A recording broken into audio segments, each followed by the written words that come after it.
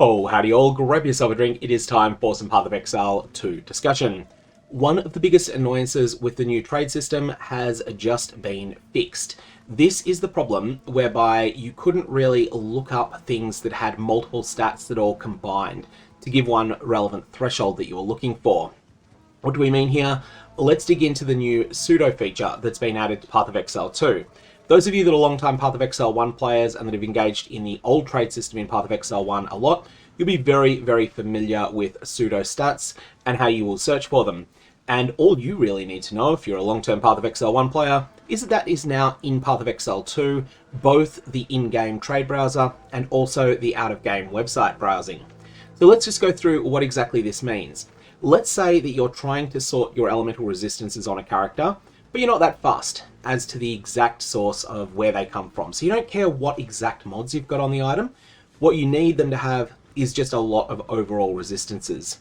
Well, what you can do is you can come down to stat filters here and select pseudo plus #% total elemental resistance. And here you'll see I've set the threshold to 70. You can go much higher than 70, and we'll have a look at what happens when you start setting it a bit higher in a sec. Yeah, Editing GOG interrupting the video here just to clarify this a little bit.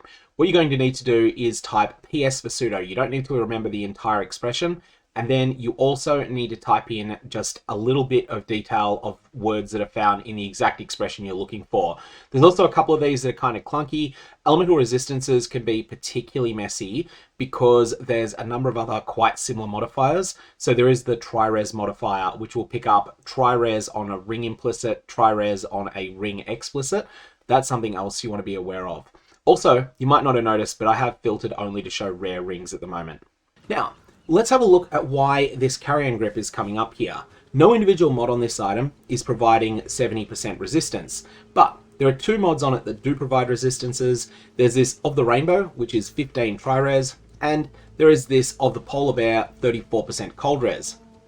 15% tri-res is effectively granting you a total of 45% to resistances, and so combined, that adds up to 79% resistances. Nothing else is on this item that provides resistances. The implicit is mana rather than being one of the resists. And as a result, you don't end up with anything further than that. 79 is where it caps out. And as you could possibly expect, this is not a particularly expensive item, although it is something that's quite good. You'd definitely happily wear this early in character progression. Scrolling down, you'll see some other examples. Gloom Knuckle here. 7% tri-res here as an implicit, and also 11% as an explicit. So we've got 54% between the two tri-reses, then we've got this 16% explicit, and that's it, for a total of 70%. If we want to look only at the very best of these items for solving our resistances, we can then click here, and this will be the same whether you're looking on the website or whether you're looking in the in-game browser like I am. And then it will sort from the highest total resistances, which are of course going to be rings that have an implicit that grants a resistance, and they're just going to then work down from there.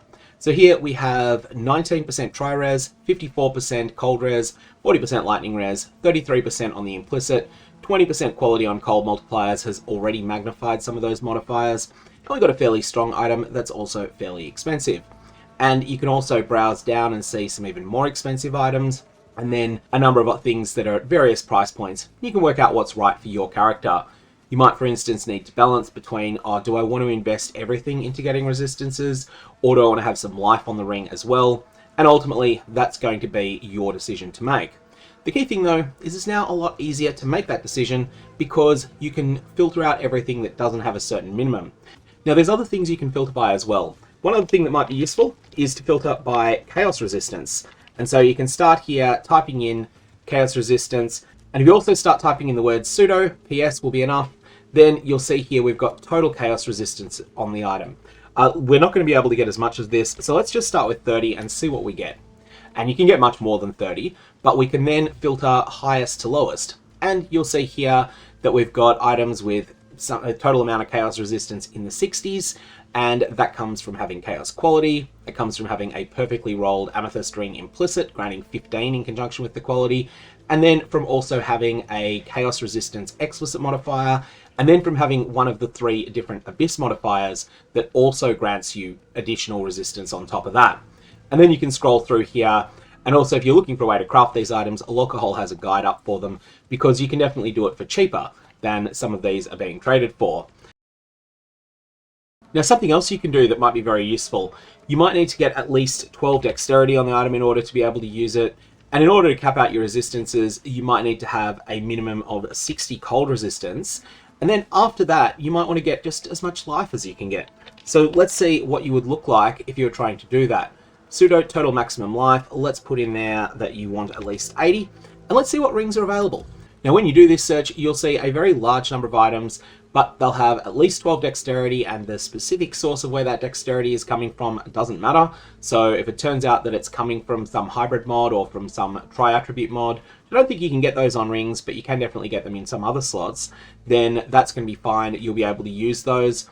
You'll also be guaranteed to have at least 60 to cold resistance, but whether that comes from a combination of an implicit and one explicit, or whether it comes from a tri-res mod plus an explicit, or whether it comes from a cold and chaos hybrid mod and a cold res mod, all of these are different possibilities, and the pseudostat will capture all of them.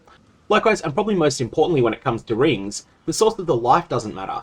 So here you'll see that this is granting 178 total maximum life. Where is that coming from? Well, it's coming from having life as an explicit modifier on the ring, but you also have two modifiers that are providing you strength as well, and as a result, that ends up being factored in there. Now, very important thing to note here, this is only going to show items that were posted very, very recently at the moment. The reason for that is that Grinding Gear Games wanted to get it so that it covers all of the things that were posted before they added this new feature, but they have not gotten to that point yet. So, if you've got any items you're trying to sell, what I recommend that you do is unlist them and relist them at the same price, or reassess the price if you want to do that, because then they'll show up. But if you don't do that, eventually Grinding Gear Games will do it for you, but it'll happen quicker if you're able to do it yourself. At the time I'm recording this video, it's only showing things that are a couple of hours old, except for just one or two outliers I can't explain, like this post that was made a day ago, when everything else that's coming up under these filters was in the last 2 hours. Not sure what's going on exactly there, but if you want to make sure that your new items get re-indexed with the pseudo mods applying to them and they're able to be searched that way, then just go and unlist them, relist them at the same price, and you'll be fine. I do, however, want to point out that there are a couple of filters that don't seem to work. And these are some of the things I would term meta filters. So you're not talking about specific modifiers, but things like modifier count and the like on an item. This comes up a fair bit if you're someone that's really deep into crafting, especially if you're throwing around omens like the omen of homogenizing exaltation. And that's a very powerful crafting tool, especially in conjunction with perfect exalted orbs. However, it is one that requires quite a bit of advanced knowledge. In that case, you might be interested in looking for items that have all their prefixes filled, and one of the suffixes is then a caster speed mod. The reason you might do this is that then your omen of homogenizing exaltation puts pretty tight constraints on the exact things that you can potentially exalt on. You do then, however, need to be very careful as to what the prefixes are on this item, and so it's something that you'd need to do a lot of research into. Essentially, you'd need to check every item once you've found one that's a potential candidate and make sure that there's no unwanted mods. And of course, the mod you're hoping to hit with that homogenizing exalt and perfect exalt is +3 to the level of all spell skills. So with that in mind, here we've set up a search for item level 75+, we've got pseudo empty suffix modifiers at least 1, and we've got the non-pseudo version of cast speed at 20% or higher. Now, when we search for this, you'll find that we get the items coming up, and we also get items that come up that have full prefixes, such as this one here.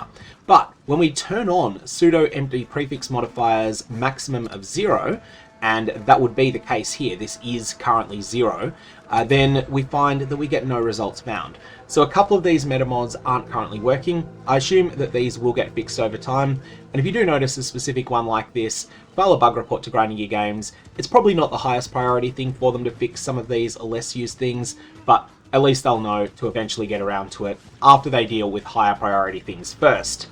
Anyways, that's a new system, that's a couple of use cases for it. I'm going to leave it there. May your Varlorbs have interesting results.